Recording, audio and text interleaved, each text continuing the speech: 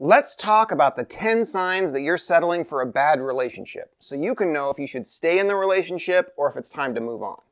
And make sure you stick around until the end of the video where we'll talk about the one thing that should always make you end the relationship and get out of there. One of the first things you're going to want to do when deciding whether you should settle or move on is figuring out what level of acceptance you have. Some people are very accepting. If you have this quality, you'll find that people in situations usually don't bother you. You adapt easily to the people you encounter, and stuff rarely gets on your nerves. On the opposite end of the spectrum are people that are very stubborn and set in their ways. Any deviation from their expectations leaves them feeling irritated. If you have this quality, you'll generally find fault with people in all kinds of situations. It should be pointed out this is a spectrum. You're probably not entirely one or the other, but some amount of each. I'll also point out that they both have their downsides. Being very accepting might sound better, and it certainly makes life easier most of the time, but it can result in allowing others to treat you poorly, and you might find yourself in an abusive relationship for a much longer period of time than a less tolerant person would. Having a decent idea of where you fall on this spectrum can be valuable in deciding whether or not to leave a relationship. The less the little things in life get on your nerves, the more likely you'll be able to enjoy any relationship you're in. Taking some time to figure out what you really want from life is also a good idea. It's much easier to figure out if this relationship is a good one or one you'll be chronically unhappy in if you know what you want from life, such as raising a family, traveling the world, etc. So with that, let's get into the 10 factors you'll want to consider to see if you're settling or if this is a relationship you'll want to stick with. The first factor is the life goals we just talked about. Do you both want the same thing? If you both want to raise a family or have no set home and just travel the world, then this might be a relationship to keep. However, if you're always talking about marriage and they just dismiss the idea, or perhaps they superficially agree with it, but they never talk about your future together and they never make plans for marriage, then they might not be taking the relationship as seriously as you are, and you might be settling by being with them. The second factor is your intuition. We've talked about intuition on this channel before, but what we're really talking about is how you feel in the relationship. Are you generally happy and content? Do you feel loved and secure in the relationship? Or are you often anxious about the relationship?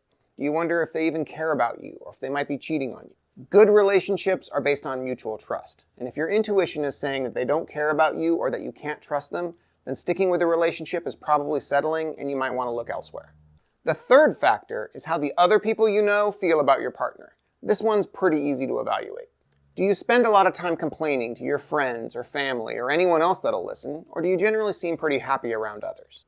The people in your life will generally like or dislike your partner based on how he or she is impacting your life. If you seem worse off, then staying with that person would be settling, and it's time to move on. The fourth factor is what we talked about at the beginning of the video, and is how accepting you are of each other. If you can accept your partner without them having to change, this may be a good relationship for you. If you're expecting someone to change in a certain way and you won't be happy until they do, then you're probably settling for someone that'll leave you feeling miserable. It's important to remember that this goes both ways. If you can accept your partner, but they can't accept you, you may well be blindsided by a divorce in your future. Your partner also needs to do an acceptance analysis because it only takes one person that cannot accept the other to completely doom a relationship. The fifth factor is the box of red flags. Did you really look at all the red flags your partner has and evaluate if they're deal breakers? Or did you just take all those red flags and toss them in a box and hide it in the closet so you could deal with it later? It can be uncomfortable to face the glaring red flags right in front of your face, but if you settle for a relationship while ignoring your deal breakers, you're likely to be unhappy long term.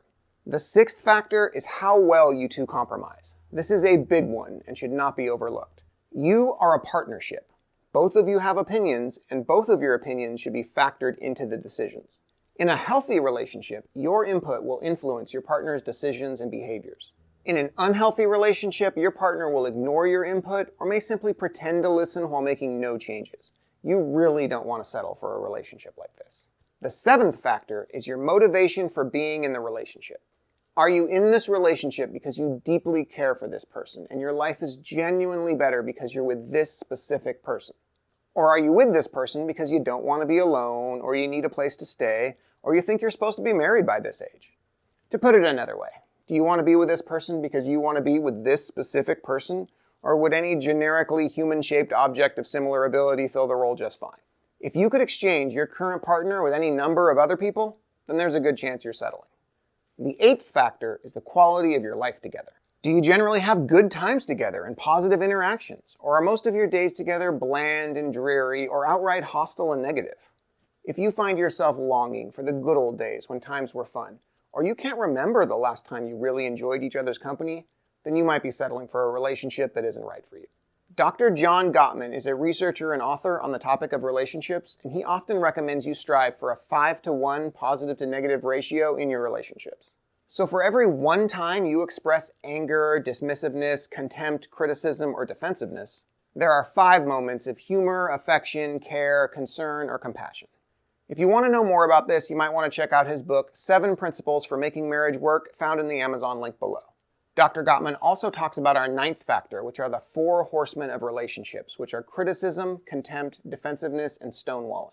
These will come up occasionally even in a healthy relationship, but in a bad relationship that's on its way to being over, these will come up often. So if you're already seeing them and you're not even married yet, you might want to move on rather than settling for this relationship. If you want to hear more about the 5-to-1 positive to negative ratio of interactions, or want a deeper discussion on the 4 horsemen, let me know in the comments below and I'll make a video if there's interest. At the beginning of the video, I mentioned the one thing that should always make you end a relationship, and it's our 10th factor. Do you have respect for each other? This is somewhat related to the 6th factor about compromise. If your partner respects you, then they'll listen to you and they'll take your opinions into consideration when making decisions. Even when you disagree, you still take each other's opinions seriously and you show reverence for the thoughts and feelings behind those opinions. The dark side of this factor is one of the biggest signs of a terrible relationship that you should never settle for. When your partner doesn't respect you, they may belittle, neglect, demean, embarrass, or humiliate you, sometimes even in front of others. A partner that doesn't respect you is likely to be emotionally abusive and possibly physically abusive. If you find that your partner makes you feel crazy, that's a strong sign that you're in the process of settling for a relationship that will make you feel miserable. Have you ever found yourself in a relationship that didn't feel quite right, but you weren't sure if you should leave? Tell us about it in the comments below. And if you found this video helpful, give it a like and subscribe to the channel for more great content.